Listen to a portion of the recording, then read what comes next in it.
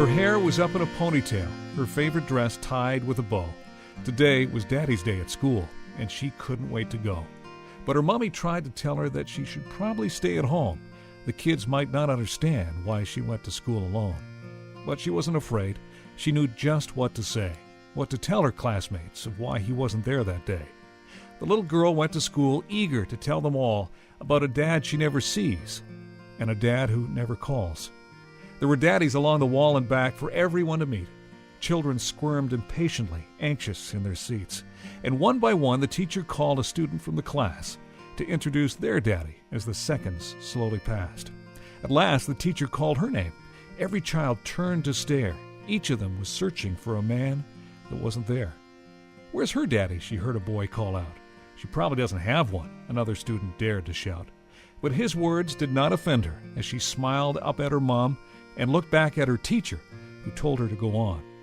With her hands clenched behind her back, her mouth a little dry, she took a big, deep breath and tried hard not to cry. My daddy couldn't be here because he lives so far away, but I know he wishes he could because this is such a special day. And though you cannot meet him, I want you all to know all about my daddy and how much he loves me so. He loved to tell me stories. He taught me to ride my bike. He surprised me with pink roses and taught me to fly a kite. We used to share fudge sundaes and ice cream in a cone. And although you cannot see him, I'm not standing here alone. 'Cause my daddy's always with me, even though we're far apart. I know because he told me he'll forever be in my heart. With that, her hand reached up and lay across her chest, feeling her own heartbeat beneath her favorite dress. From somewhere in the crowd of dads, her mother stood in tears, proudly watching her daughter, who was wise beyond her years. For she stood up for the love of a man not in her life, doing what was best for her and doing what was right. And when she dropped her hand back down, staring straight into the crowd, she finished with a voice so soft, but its message clear and loud. I love my daddy very much, and he's my shining star. I know he'd want to be here, but heaven's just too far. You see, my daddy's a Marine, but he died this past year. He fought the big bad terrorists, so we'd have nothing more to fear. But sometimes when I close my eyes, it's like he never went away.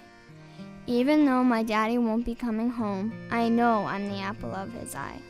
And to all the daddies just like mine, Semper Fi, Daddy, Semper Fi. Then she closed her eyes and saw him there that day. And to her mother's amazement, she witnessed with surprise a room full of daddies and children all starting to close their eyes. Who knows what they saw before them? Who knows what they felt inside? Perhaps just for a second, they saw him at her side. I know you're with me, Daddy. To the silence she called out.